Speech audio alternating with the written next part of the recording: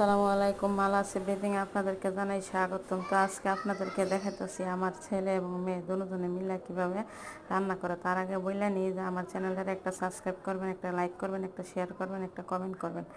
তো আপনারা সবাই আমার চ্যানেলটারে একটু সহযোগিতা করবেন। তো দেখেন আমার ছেলে আর মেয়ে তখন আমি ঘুমাইছিলাম আর কি, কত সুন্দর করে নুডলসটা রান্না করছে। আর আমি তো নিজে এরকমভাবে রান্না করতে পারি নাই আর করছিও না কোনো সময়।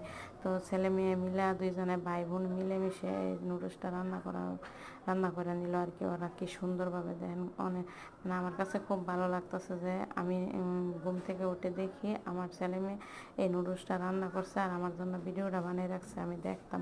তখন আমি বলতেছি যে ভিডিওটা আমার বন্ধুদের সামনে দিয়ে দিই, ইউটিউব চ্যানেলের মধ্যে সবাই দেখবো নুডলস নতুনভাবে রান্না করছো যেহেতু।